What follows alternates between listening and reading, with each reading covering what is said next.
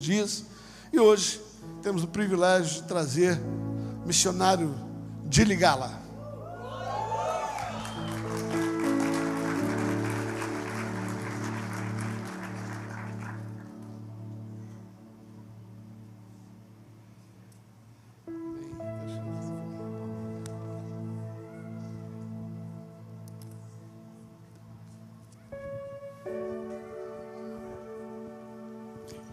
Boa noite, igreja.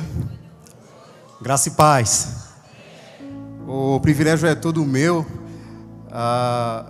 Pode ter essa honra de compartilhar o púlpito com esses 12 pregadores. E eu também incluo, pela graça de Deus. E eu confesso que eu fiquei muito surpreso, ou me surpreendeu quando eu vi o meu nome na escala. E eu nem esperava isso nem de perto, e fico muito feliz. E também outra coisa é que quando eu vi que eu estava escalado para dia 10, eu fico muito feliz porque é um número que eu gosto muito. O número 10 é um número que fala de autoridade, de domínio, de governo, de ordem perfeita, e eu fico muito feliz. Eu acredito que foi profeticamente. Não sei se o pastor Djalma como que ele escolheu, mas eu acho que foi dirigido por Deus para cada data. E tem uma outra razão, quase todo pregador fez aniversário, ou aniversário de casamento. Eu não faço nem aniversário de casamento no mês de outubro. Mas eu fico muito feliz porque tem algo muito importante que aconteceu na minha vida no mês de outubro. Esse ano vai fazer 2 anos. Eu lembro que eu recebi uma profecia da palavra de Deus em 25 de outubro de 2016, que me marcou muito. Eu acredito que hoje é o início do cumprimento dessa profecia. Nessa profecia, só um pedacinho, o profeta diz assim que você será recebido onde outros não são recebidos. Eu entendo que hoje é um cumprimento parcial dessa profecia, é o início disso, porque eu não sou digno de estar aqui, e isso é só a graça de Deus. Amém? Eu gostaria de compartilhar uma palavra com vocês. Na verdade, essa palavra foi uma palavra que Deus ministrou ao meu coração, que Deus me deu lá em novembro do ano 2017. A gente estava na expectativa. Eu não sei se o pastor Djalma já tinha compartilhado conosco o ano da expansão, mas conforme o ano estava caminhando, o ano do vinho novo, a gente tive a conferência profética do apóstolo Dani Buniras, e ele falava muito sobre Deus vai fazer algo em nosso meio, vai ser algo chocante. Não sei se tem gente aqui que lembra essa conferência. Eu ouço quase todo dia essas conferências. Até eu aconselho vocês que não puderam ouvir, entra no YouTube, pesquisa Conferência Verdade e Vida em maio, porque é bom que você saiba o que Deus tem sobre a igreja onde você faz parte. Então eu ouço de vez em quando, para poder me encher mais, porque as profecias que ele relatou durante esses dias de conferência tem a ver com a vida pessoal, com a vida da igreja. E ele diz que Deus vai fazer algo chocante, que vai chocar a nossa mente, algo grande, algo que não pode ir além da nossa imaginação. E eu fiquei nessa expectativa, com todas as profecias ao meu respeito, e eu estava orando a Deus, e em novembro, acho que segundo as minhas anotações, 21 de novembro, Deus me levou a esse texto que eu quero ler e compartilhar com vocês. Essa é uma ministração que Deus ministrou para mim, referente aonde Deus quer me levar, as expectativas que Deus tem sobre a minha vida. E eu quero compartilhar com vocês também nesse ano da expansão, porque eu acredito que Deus tem grandes expectativas sobre a sua vida. Amém? Sobre o Ministério Verdade e Vida, como já foi dito durante todo o ano 2017 e durante todos esses 9 dias que já se passaram. Eu gostaria de convidar vocês a abrir as suas Bíblias em Deuteronômio 8.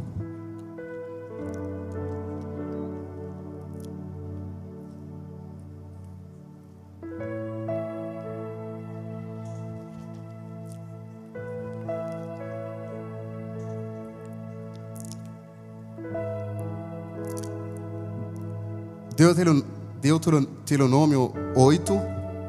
Eu vou ler quase todo o capítulo. Desculpa o sotaque, né? Quem não sabe, eu sou estrangeiro, eu sou haitiano. Quem está visitando. E eu vou fazer uma boa leitura hoje. Deuteronômio, capítulo 8. Tenha o cuidado de obedecer. Eu vou ler na versão NVI. Tenha o cuidado de obedecer a toda a lei que eu hoje lhes ordeno, para que vocês vivam, multipliquem-se e tomem posse da terra que o Senhor prometeu com juramento aos seus antepassados. Lembrem-se de como o Senhor, o seu Deus, os conduziu por todo o caminho no deserto durante esses 40 anos para humilhar-os e pôr-os à prova, a fim de conhecer suas intenções, se iriam obedecer aos seus mandamentos ou não. Assim ele os humilhou, os deixou passar fome, mas depois os sustentou com maná, que nem vocês nem os seus antepassados conheciam, para mostrar-lhes que nem só de pão viverá o homem, mas de toda a palavra que procede da boca do Senhor.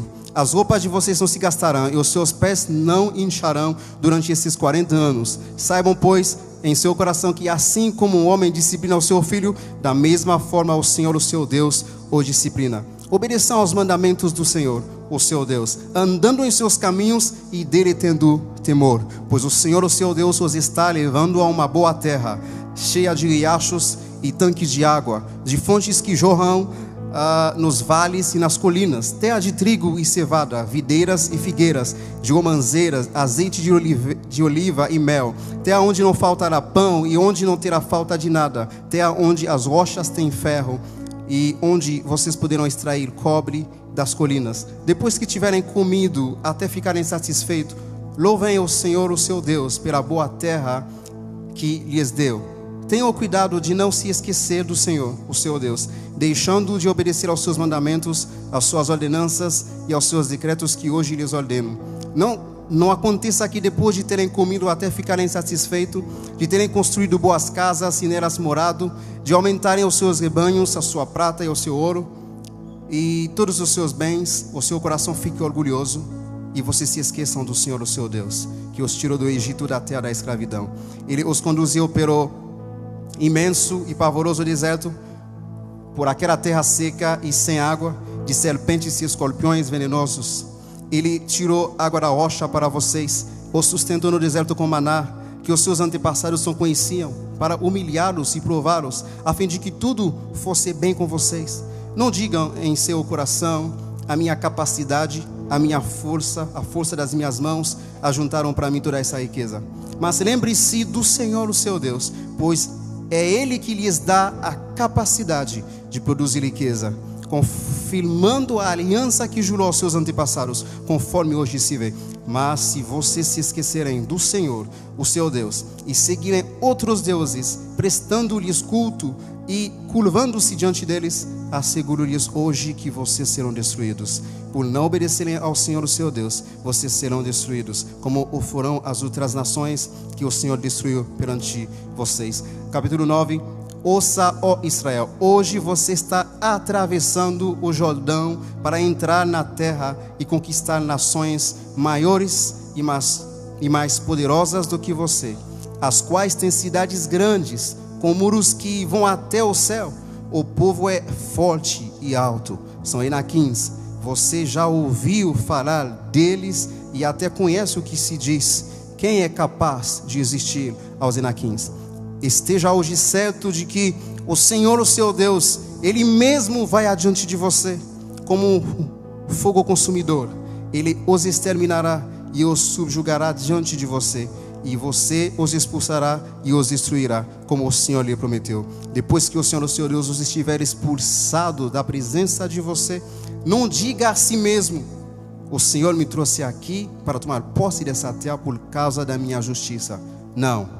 É devido à impiedade dessas nações que o Senhor vai expulsá-las da presença de você. Não é por causa da sua justiça ou de sua retidão que você conquistará a terra delas, mas é por causa da maldade dessas nações que o Senhor, o seu Deus, as expulsará de diante de você, para cumprir a palavra que o Senhor prometeu sob juramento aos seus antepassados, Abraão, Isaque e Jacó. Portanto, esteja certo que que não é por causa da sua justiça que o Senhor, o seu Deus, lhe dá esta boa terra para dela tomar posse, pois você é um povo obstinado. Pai, nós queremos te agradecer pela tua palavra. Obrigado, Senhor Deus, porque a tua palavra ela é viva e eficaz. Por favor, Senhor Deus, nos conduz, nos dirige esta noite, Senhor Deus, que nós possamos falar somente aquilo que vem do teu trono, Pai. E nós te agradecemos por isso, em nome de Jesus. Amém. Amém. Eu gostaria de intitular essa palavra Os Perigos da Expansão. Os Perigos da Expansão. Não seria uma palavra de julgamento, mas é uma advertência, conforme nós lemos nessa passagem. E como introdução eu gostaria de ler um texto que eu encontrei num livro de John Bunyan, que fala sobre graça abundante. Nesse livro ele fala sobre os dons como perigosos, e aqui no lugar dos dons eu vou colocar a expansão. Ele fala assim, eu vou fazer as palavras dele as minhas. Ele fala assim,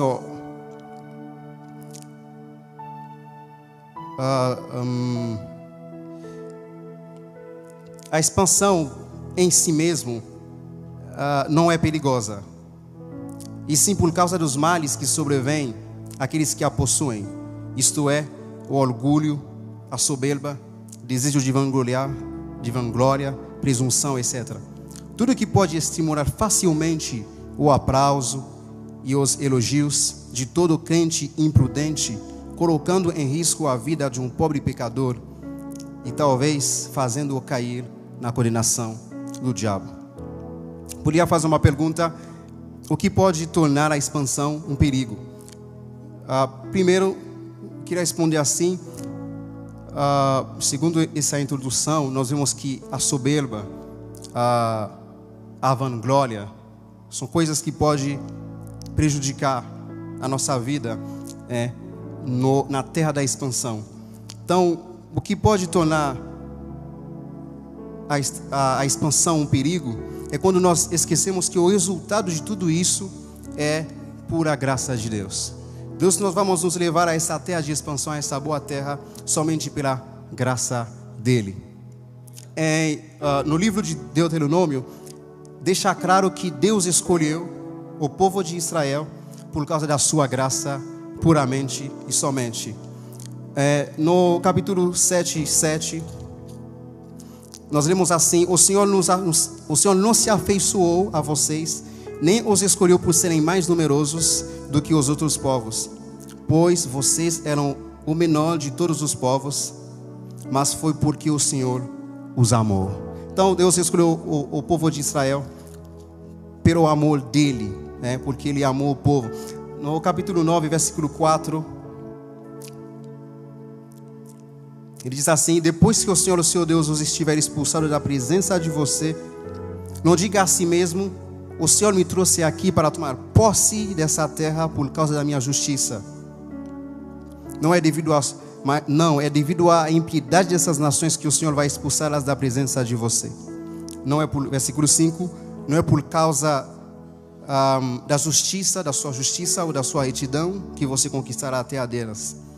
E no versículo 6, de novo, ele fala isso: portanto esteja certo de que não é por causa da sua justiça que o Senhor, o seu Deus, lhe está dando essa boa terra para dela tomar posse, pois você é um povo obstinado. Então esses textos nos mostram claramente que Deus escolheu o povo de Israel para entrar na terra por causa da graça dele, por causa da promessa que ele tinha sobre este povo. E também no versículo 24 do capítulo 9, ele diz: vocês têm sido rebeldes contra o Senhor desde que os conheço. Essa palavra que nós encontramos, minha justiça, é o trágico equívoco sobre os acontecimentos relacionados à conquista ou à expansão. A explicação do triunfo de Israel ou da expansão de Israel, da conquista de Israel, só poderá se encontrar, primeiro, na maldade dos cananitas, de um lado, segundo o versículo 4 do capítulo 9, e de outro lado, da graça perdoadora de Deus para com Israel, quando nós lemos os versículos 6 e 24. eu sempre achava que o povo de Israel, aquela geração, tem uma geração que morreu no deserto. Eu sempre achava que a próxima geração tinha entrado na terra porque eles porque eles creram em Deus. Mas esses textos nos mostraram o contrário. No versículo 7 e 24 do capítulo 9, várias vezes, não somente nessa passagem, mas em outras passagens, Deus sempre fala para o povo assim: lembrem-se disso, jamais se esqueçam como vocês provocaram a ira do Senhor, o seu Deus, no deserto. Desde o dia em que saíram do Egito até chegaram aqui. Ele já estava falando com aquela geração que ia entrar na terra. Ele falou: até chegaram aqui, vocês têm sido rebeldes contra o Senhor. Então, ele sempre enfatiza que o povo é rebelde. No versículo 24, ele diz: vocês têm sido rebeldes contra o Senhor desde que os conheço. Então, isso nos mostra que Deus, ele leva o povo para entrar nessa boa terra, por causa do amor que ele tem pelo povo e por causa da graça dele. É por isso que, antes de entrar, Moisés adverte o povo. Então, lembra que vocês não vão entrar na terra por causa da sua justiça, porque vocês são um povo obstinado. Obstinado é um povo teimoso. Estava meditando nesses textos, eu entendo que a obstinação, a rebeldia, rebelião, me parece que tem mais a ver com a incredulidade do que com o não cumprir das leis, das regras. Porque várias vezes Deus relaciona a rebeldia do povo à incredulidade do povo. No capítulo 9, ainda no capítulo 9, versículo 23, ele diz assim: e quando o Senhor os enviou de Cades Barnea, disse: entrem lá e tomem posse da terra que lhes dei. Mas vocês se rebelaram contra a ordem do Senhor, o seu Deus. Não confiaram nele, nem lhe obedecerão. E no próximo ele diz: vocês têm sido rebeldes. Então, tem várias passagens nesse livro de Deuteronômio onde Deus mostrou claramente que o povo tem sido rebeldes, não porque talvez eles não obedeceram às leis, mas porque eles não acreditaram nas promessas de Deus. Porque quando Deus prometeu algo, o que Deus diz está falado. E quando você duvida, você está sendo rebelde contra a ordem do Senhor. Então, se Deus diz que Deus tem uma boa terra para você, você precisa acreditar e crer que não importa se você não tem as condições, os meios para entrar, mas você precisa acreditar na palavra do Senhor. Então, Deus, ele repreenda o povo várias vezes, ele chama o povo várias vezes que vocês têm sido rebeldes, porque o povo somente não creu na palavra dele, que é o Deus Todo-Poderoso. E em contrapartida, nós vemos que Deus, ele elogiou o Caleb ontem. O pastor Gilo falou sobre isso, que Deus vai falar para Caleb que ele foi inteiramente fiel. Mas por que ele falou que Caleb foi inteiramente fiel? Algumas versões, somente porque Caleb creu na promessa de Deus. Ele teve um outro espírito, ele creu que quando Deus disse, ele vai fazer. Então é isso que Deus espera de nós. Por isso que no primeiro dia o pastor Asson falou que nós precisamos ouvir o que Deus está dizendo. Então não é muito o que eu vou fazer, é o que Deus me diz para fazer. Então eu preciso ouvir o que Deus está dizendo. Por isso que eu não posso confiar nos meus esforços, na minha força, porque é o que Deus diz que vai fazer a diferença. Se Deus não me diz para fazer isso, eu posso fazer da melhor maneira possível. Se Deus não disse, não vai me levar a essa boa terra. Então eu não posso confiar nos meus esforços. Eu vou me esforçar naquilo que Deus me mostra para fazer. Deus me diz, vai me capacitar, eu vou usar essa capacidade. Mas eu não posso me confiar, eu não posso depender dessa capacidade, porque é a palavra de Deus que vai fazer acontecer. É isso que Deus queria lembrar o povo. Em Salmo 33, versículo 16. Porque muitas vezes quando a gente fala que nós vamos conquistar, nós vamos expandir somente pela graça de Deus, algumas pessoas podem achar: então eu não vou fazer nada. Não é que você não vai fazer nada, é que você vai fazer aquilo que Deus te mostrou para fazer. Se Deus te diz para fazer, você tem que fazer. Quando você não faz, isso mostra que você não tem fé, isso mostra que você é rebelde. Então Deus vai te mostrar o que fazer, mas é por isso que você não pode confiar naquilo que você vai fazer. Você tem que confiar naquilo que Deus te diz para fazer. E Deus sempre mostra isso, que não é o que você faz que tem valor, é o que eu te mando fazer. Em Salmo 33, ele diz assim, a partir do versículo 16: nenhum rei se salva pelo tamanho do seu exército, nenhum guerreiro escapa por sua grande força. O cavalo é vã esperança de vitória, apesar da sua grande força, é incapaz de salvar. Mas o Senhor protege aqueles que o temem, aqueles que firmam a sua esperança no seu amor, para livrá-lo da morte e garantir-lhes vida, mesmo em tempos de fome. Nossa esperança está no Senhor. Aqui ele não está dizendo que você não vai usar o cavalo, mas ele falou que o cavalo é vã esperança. Muitas vezes, quando a gente quer enfatizar a graça de Deus que nos capacita, as pessoas acham que você está dizendo para as pessoas não fazer nada.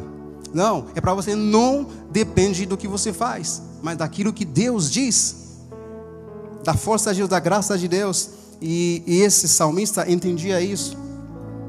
E tem uma passagem também que mostra isso claramente, porque Deus, ele pode usar um grande exército, como ele também pode usar um pequeno exército.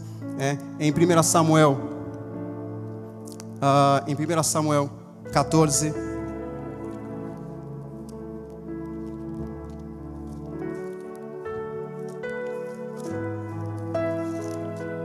em 1 Samuel 14, versículo 6, essa passagem, não vou falar do contexto, mas fala do Jonatas, né? E eu vou ler só um pedaço que fala: talvez o Senhor haja em nosso favor, pois nada pode impedir o Senhor de salvar, seja com muitos ou com poucos.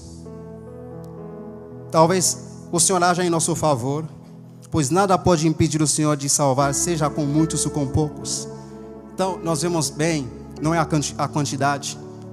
Se eu posso ter um grande exército, eu vou fazer o meu melhor possível para ter um grande exército, mas a minha confiança não está no grande exército, porque Deus pode salvar com um grande ou com um pequeno. E nessa passagem que nós lemos, Israel foi lembrada de se gloriar apenas no nome de Deus. E Moisés várias vezes fala para o povo assim: lembrem-se, lembrem-se. Então eles foram lembrados de várias vezes de se gloriar apenas no nome de Deus. No capítulo 8, versículos 17 e 18, ele diz assim, 17 e 18: não digam, pois, em seu coração, a minha capacidade e a força das minhas mãos ajuntaram para mim toda esta riqueza. Mas lembrem-se do Senhor, o seu Deus, pois é Ele que lhes dá a capacidade de produzir riquezas, confirmando a aliança que jurou aos seus antepassados, conforme hoje se vê. Então a capacidade para você produzir riquezas é Deus que te dá. Então se é Deus que te dá, você não pode se gloriar disso. Você tem que se gloriar somente naquele que deu. Amém? Nós acabamos de cantar aqui: tudo vem dele, tudo é para ele. Por isso que Paulo diz em uma passagem, para falar também acerca disso, 1 Coríntios 4, 7.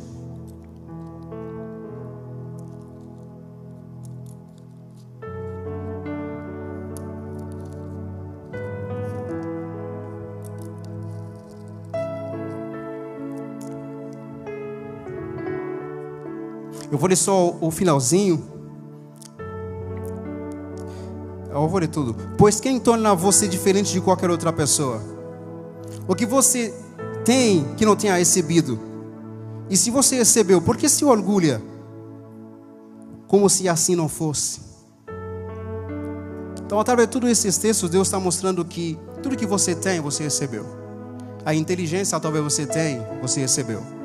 Tem pessoas que Deus capacita para fazer muitos estudos, mas lembra que foi Deus que te capacitou. E Ele vai usar como Ele também não pode usar, porque Ele faz da maneira dEle. Então eu preciso focar Ele. E Deus lembrar o povo de nunca se esquecer das lições aprendidas no deserto. As lições que o povo aprendeu no deserto. Deuteronômio 6, versículo 10: o Senhor, o seu Deus, os conduzirá à terra que jurou aos seus antepassados, Abraão, Isaque e Jacó, dará a vocês. terra com grandes e boas cidades que vocês não construirão, com casas cheias de tudo o que há de melhor, de coisas que vocês não produzirão, com cisternas que vocês não cavarão, com vinhas e oliveiras que vocês não plantarão. Com tudo isso, quando isso acontecer, vocês comerem e ficarem satisfeitos. Tenham cuidado, não esqueçam o Senhor que os tirou do Egito, da terra da escravidão. Então ele está mostrando para o povo, não esqueça as lições aprendidas no deserto. No deserto, Deus aprendeu o povo a viver somente da dependência dele. E mesmo depois, quando o povo vai entrar na terra, agora o povo vai usar a força dele. Deus vai capacitar o povo para trabalhar, mas o povo vai usar na frente. Aparentemente é o povo que vai fazer, mas ele lembra o povo, lembra no deserto como eu sustentei vocês. Então, ele falou, quando vocês, com casas cheias de tudo que há de melhor, não esqueçam, porque tem um perigo quando a gente está no sucesso. O sucesso pode minimizar a necessidade urgente da nossa vida, e essa necessidade urgente é a dependência de Deus. Quando a gente está no sucesso, a gente começa a confiar no nosso braço e esquecer que foi Deus que nos levou até aqui. No capítulo 8, versículo 11, Deus lembra eles assim, ele fala assim: tenham cuidado de não se esquecer do Senhor. Versículo 12, não aconteça que depois de terem comido até ficarem satisfeitos, de terem construído boas casas e nelas morada, de aumentarem os seus rebanhos, a sua prata e seu ouro e todos os seus bens, o seu coração fique orgulhoso e vocês se esqueçam do Senhor, o seu Deus, que os tirou do Egito, da terra da escravidão. Ele os conduziu pelo imenso e pavoroso deserto. Versículo 16, e os sustentou no deserto com maná, que os seus antepassados não conheciam, para humilhá-los e prová-los, a fim de que tudo fosse bem com vocês. Essa palavra humilhar é nos levar a depender dele, a entender que nós precisamos da dependência dele. Isso é a única necessidade que nós temos, é a dependência de Deus. Quantos ministérios que chegaram até a da expansão e que esqueceram dessa única necessidade, que é a dependência de Deus. Eles começaram a erguer, e agora eles começaram a confiar mais nas estratégias deles, e esqueceram que foi Deus que deu a estratégia. E se o dom foi maior do que o doador, então você vai se perder. Então, e por isso que Moisés estava advertindo o povo: vocês precisam lembrar do Senhor, a dependência dele. E a fonte da vida do homem é a palavra de Deus. Como foi dito no primeiro dia, nós precisamos ouvir a palavra de Deus. É Ele que te dá força. É a palavra de Deus que nos dá força. Por isso no versículo 3, do capítulo 8, ele diz assim, assim ele os humilhou e os deixou passar fome, mas depois os sustentou com maná, que nem vocês, nem os seus antepassados conheciam, para mostrar-lhes que nem só de pão viverá o homem, mas de toda a palavra que procede da boca do Senhor. Então, eu preciso ouvir a palavra do Senhor, eu preciso estar atento ao que o Senhor está dizendo. Por isso que Moisés advertiu o povo dos perigos de uma atitude autônoma, quer manifesta em espírito de autossuficiência, segundo o capítulo 8, quer no espírito de justiça própria, segundo o capítulo 9. Então Deus quer que nós escutamos a palavra dele. Por isso que Deus nunca usa a mesma estratégia em todo o tempo. Ele sempre muda de estratégia, porque Ele não quer que nós confiamos na estratégia, mas que nós confiamos nele. E muitos grandes ministérios que cresceram hoje estão vazios, porque deixaram de confiar em Deus que deu e começaram a confiar na estratégia. E Deus está nos avisando, Deus está nos advertindo contra esse perigo de confiar somente nele. Ele pode usar o que Ele quer para nos levar onde Ele quer nos levar. Moisés apresentou com muita paixão, de uma maneira muito clara, a verdade que revela que as promessas e as bênçãos do relacionamento com Deus pertenciam a Israel por virtude da misericórdia e não por mérito. Então as bênçãos, as promessas pertenciam a Israel somente pela misericórdia de Deus e não por mérito do povo. Eles não tinham nenhum mérito. Eu entendo que algumas pessoas entenderam isso. Algumas pessoas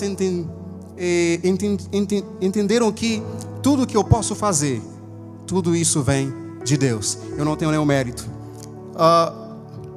O Pedro e o João, quando nós lemos em Atos 3, me parece que Pedro e João entendiam muito bem essa dependência de Deus, e que todo o mérito, toda a glória pertencia a Ele, e eu não tenho nada a ver com isso, somente Ele.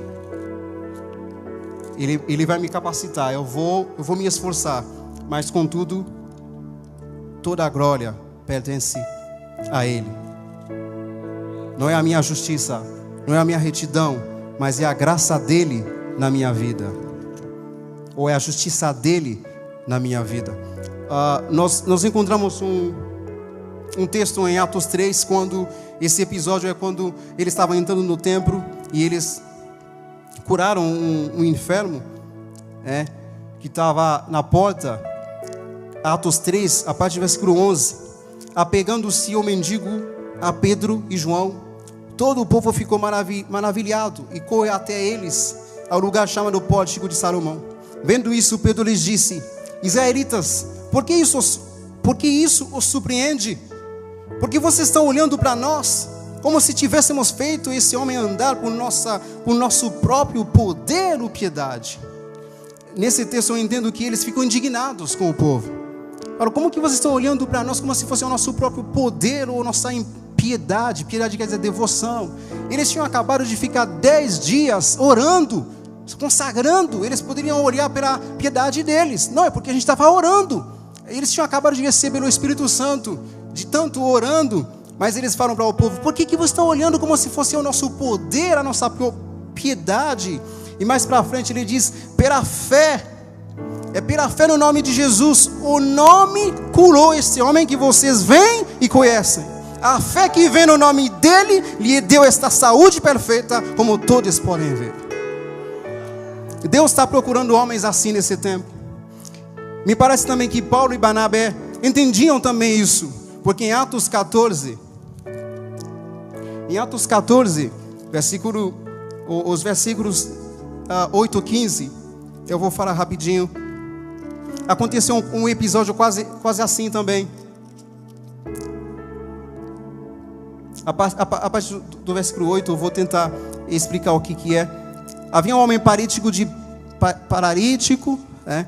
dos pés, aleijado desde o nascimento, que vivia ali sentado e nunca tinha andado.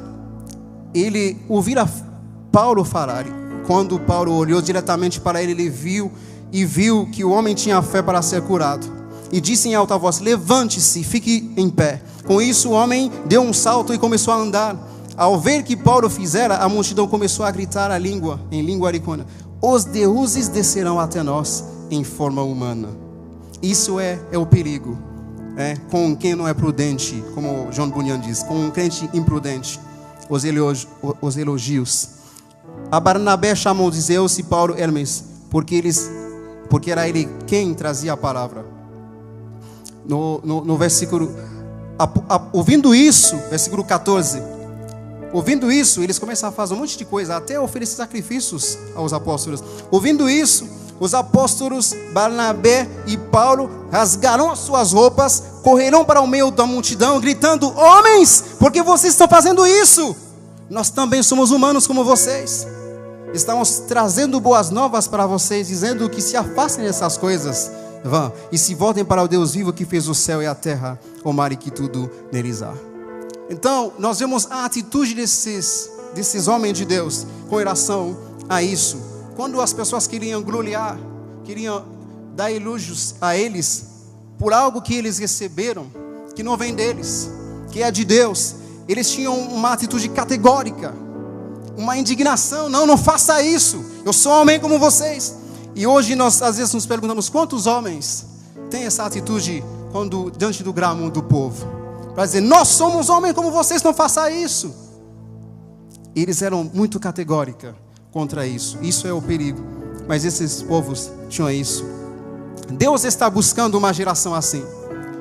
quando eu entendo o que foi dito até aqui, que Deus quer levar a essa igreja a um nível além da nossa imaginação, esses princípios precisam ser bem enraizados em nosso coração, de que quando a gente estiver lá, não tem nada a ver conosco, toda a glória pertence a Ele. O tempo está correndo, mas eu quero ler esse texto de um autor conhecido, que se chama A.W. Tozer. Eu vou ler um pouquinho. É uma oração que ele fez num livro que se chama A Busca de Deus.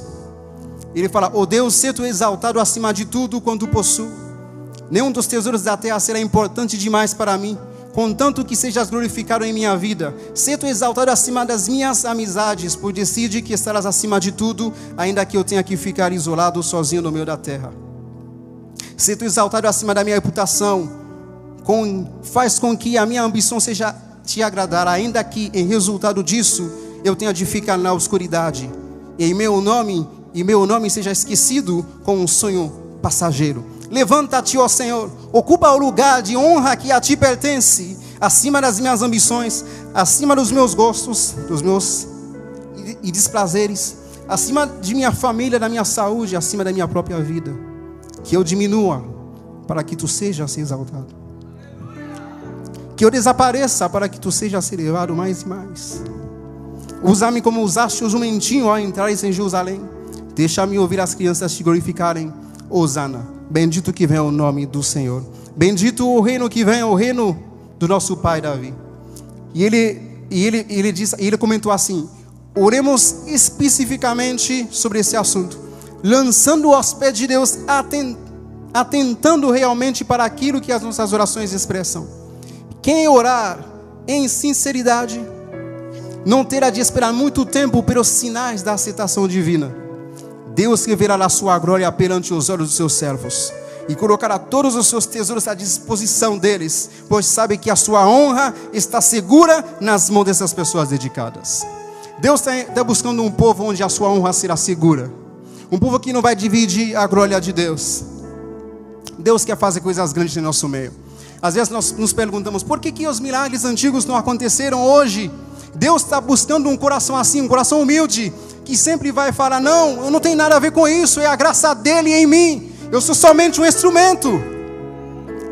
Deus está procurando isso. Paulo diz que temos esse tesouro em vaso de barro, para que essa glória, para que todo esse poder convenha somente a Ele e não a nós. Então Deus quer nos usar, Deus quer nos levar a essa terra. Já é o tempo, é o kairos de Deus, que Deus quer nos levar a essa dimensão, e Ele vai nos levar a isso. Mas nós precisamos ter cuidado quando a gente estiver lá, para lembrar que tudo isso tem a ver com a graça de Deus, e somente a graça dele.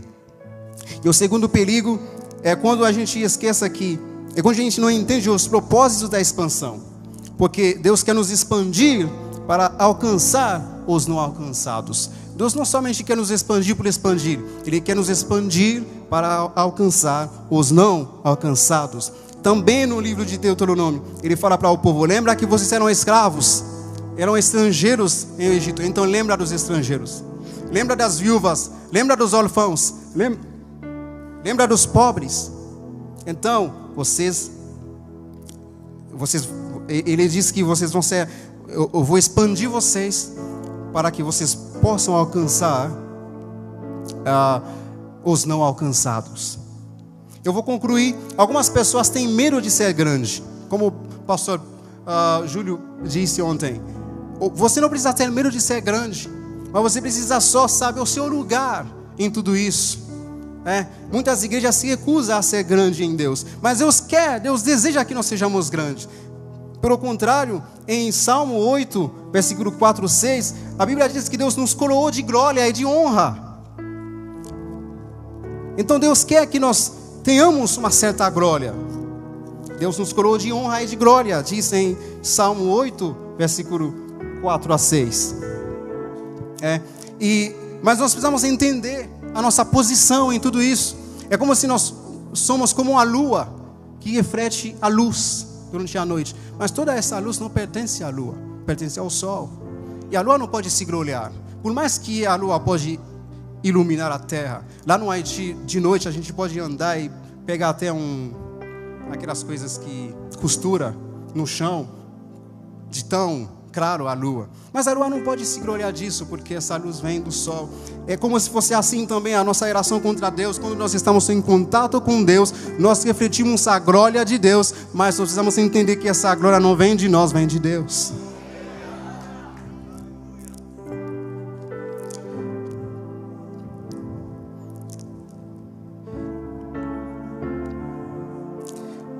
Deus quer que nós tenhamos uma certa glória, mas nós precisamos ter uma atitude. Deus está esperando. Nós não precisamos ter medo de ter a glória, porque Ele mesmo nos coroou de glória. Eu quero ler essa passagem para terminar. É uma passagem que eu gosto muito, que me mostra que eu não preciso ter medo de ter glória, de ser usado por Deus. Tem gente que tem medo de ser usado por Deus, de ser usado grandemente.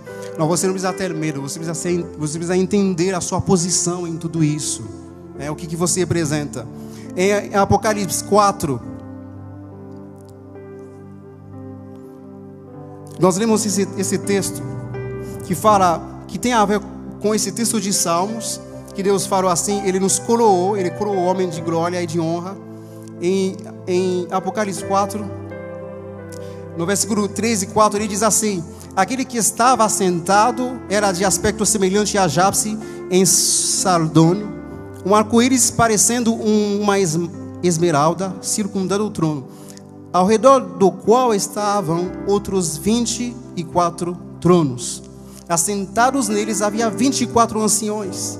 Eles estavam vestidos de branco e na cabeça tinham coroas de ouro.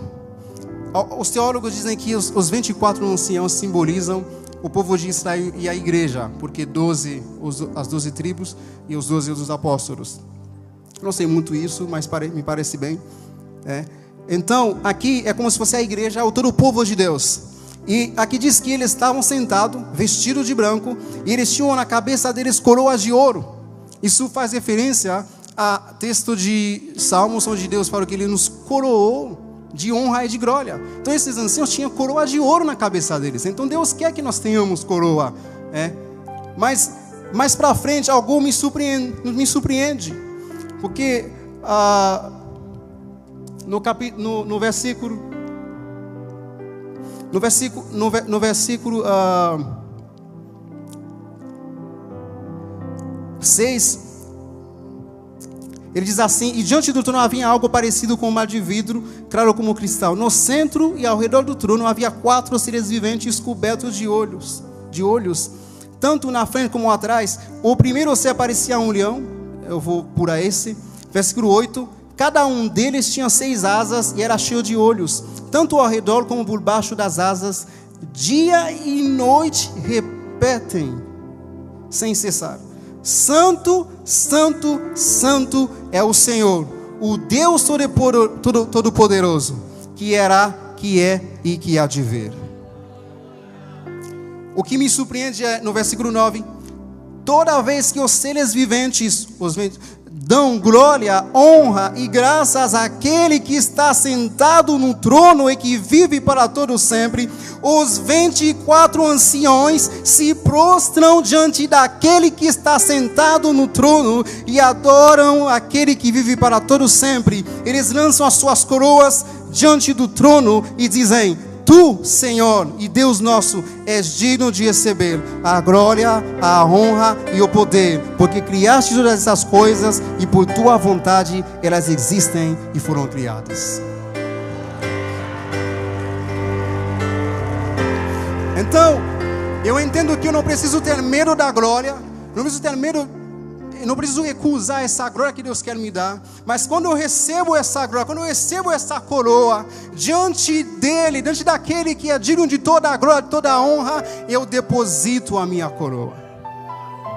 No meio de nós tem muito general, e nós podemos reconhecer isso. Quando nós olhamos para o pastor Djalma, é um general no exército de Deus. Quando nós olhamos para o pastor Paulo Cano, é um general, eles têm coroas. Nós não podemos ignorar isso, eles têm coroas diante de Deus. Mas como homem de Deus, quando eles estão diante daquele que é o Rei dos e o Senhor dos Senhores, eles depositam as coroas. Então eu não preciso recusar, ter medo de ser usado por Deus. Eu preciso até buscar isso. Eu preciso usar, ser usado por Deus, conquistar coroas, porque eu preciso depositar essas coroas aos pés daquele que vive para sempre. E na minha vida, como é algo que Deus compartilhou comigo e compartilhou com vocês, às vezes, por causa do que acontece no meio evangélico, às vezes você tem medo mesmo de ser usado. Você vê tantos homens usados por Deus que caíram. Você fala, meu Deus, eu não quero isso. Prefiro ficar desconhecido. Mas Deus quer nos levar a uma terra de expansão. Deus quer nos usar gloriosamente nessa última colheita. Deus quer nos usar poderosamente. Mas Ele está buscando esse coração que quer dar toda a glória a Ele. E tem 2 textos que me confortaram. Na minha vida pessoal, eu particularmente, eu me asseguro nesses textos. Não é na minha capacidade. Eu não tenho nenhum mérito. Na verdade, assim como Pedro entendeu isso, eu já desisti da fé. Eu cheguei num ponto, depois de fazer eu fiz uma escola bíblica, onde eu aprendi coisas tremendas de Deus. Por isso que nós não temos nenhum mérito. Eu aprendi coisas que eu nunca tinha sabido. Depois disso, depois de muitos anos, eu já tinha ensinado nessa mesma escola lá no Haiti.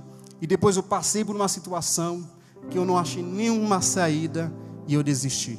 Falei, tudo isso parece que era bobagem. Eu desisti da fé. E foi no meio disso que Deus foi lá e Ele me tirou. Ele falou, não, eu não desisti de você. Então eu não tenho nenhum mérito. Por isso também que eu não confio na minha capacidade para perseguir, para perseverar. Mas eu confio nele. Eu confio nele para me guardar. Eu confio nele para me guardar até o dia. E esse texto me ajudou muito. Em Judas 24,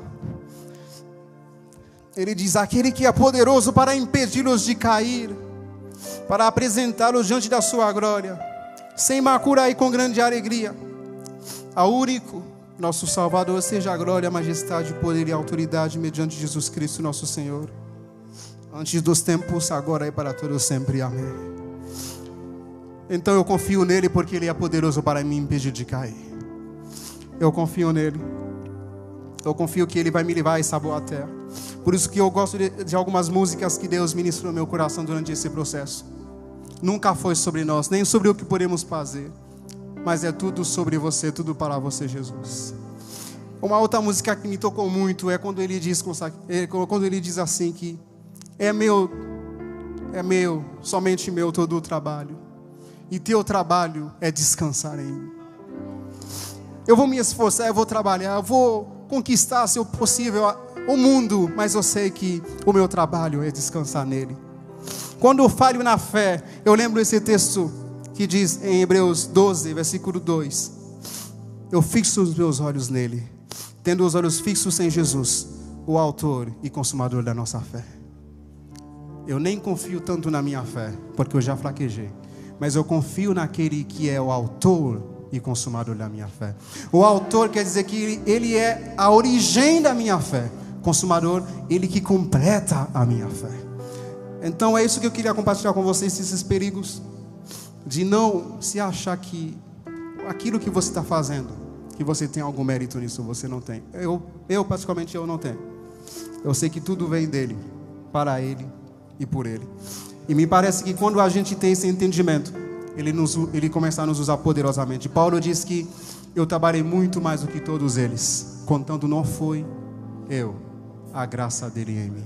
Paulo foi o apóstolo que fala mais da graça, e foi o apóstolo que trabalha mais no Evangelho, porque ele entendia a única urgente da vida dele era a dependência de Deus.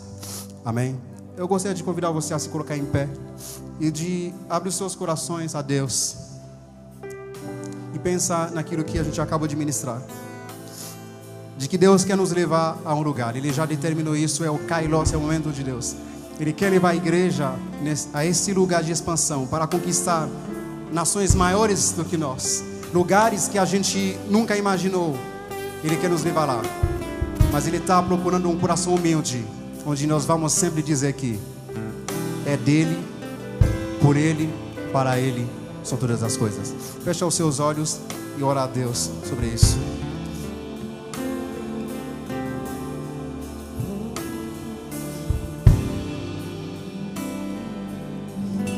Eu gostaria de convidar você a vir aqui à frente, se você puder, e colocar o seu coração diante de Deus.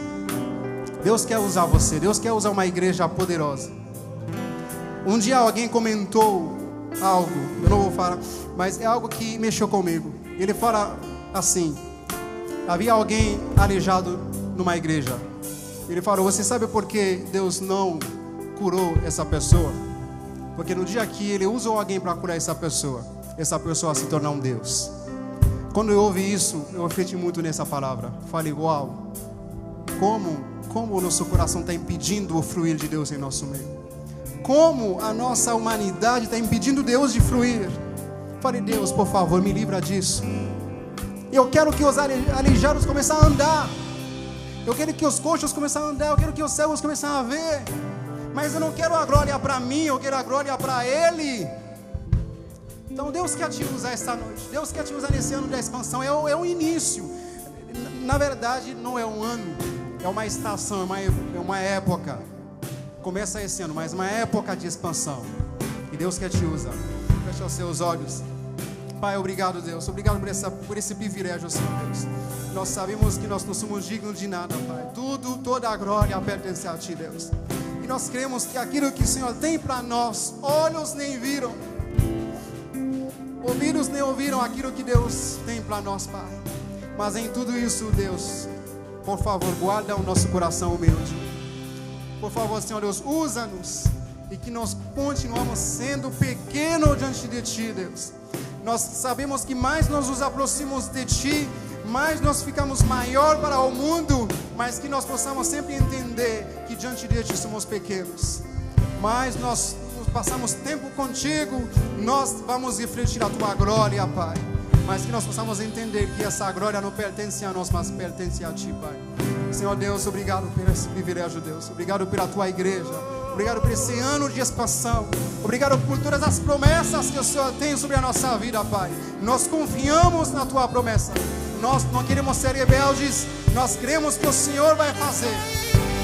O Senhor vai fazer. Em nome de Jesus. Amém. Maravilhas fazes Tu. Não há outro igual a Ti.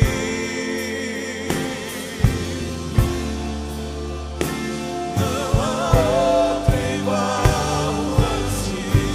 Porque grande és Tu. Maravilhas fazes Tu. Não há outro igual a Ti.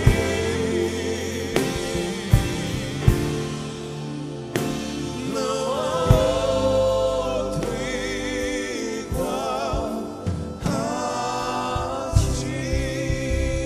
Sim, Senhor.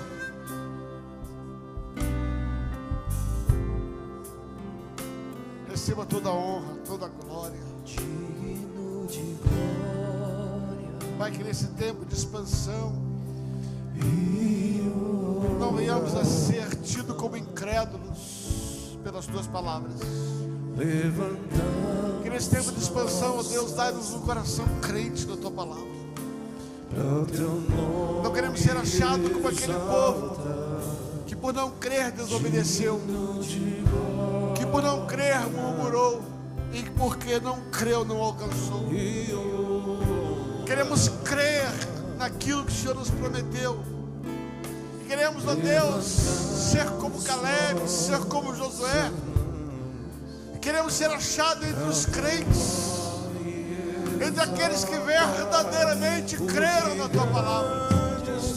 Mas, Senhor, conceda-nos um coração simples, um coração humilde, um coração devoto, um coração quebrantado.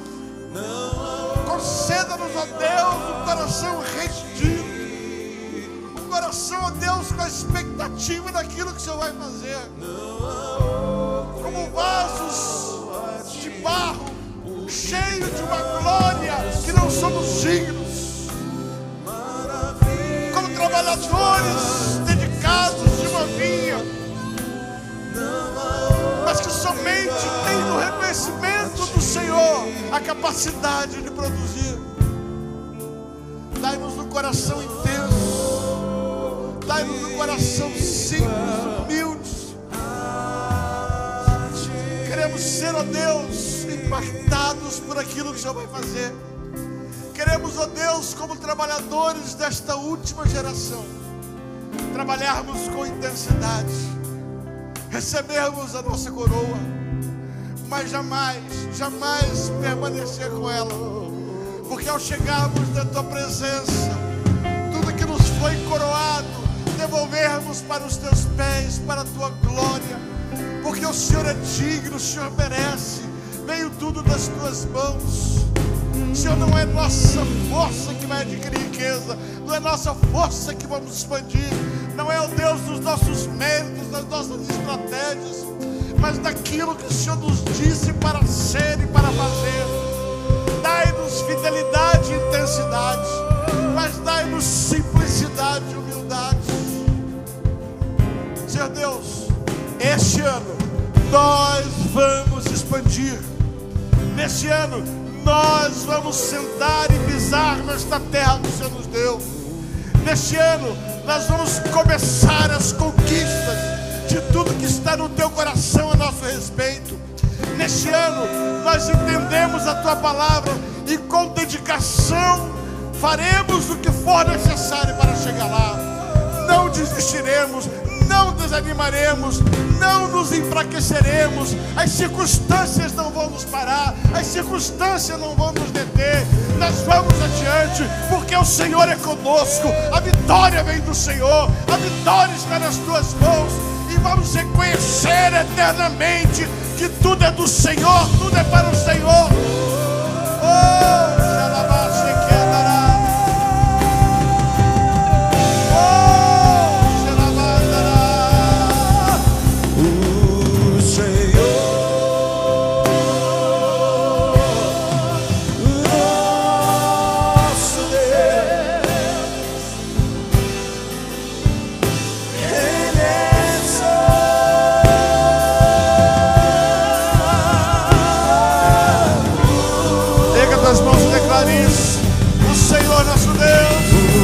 O Senhor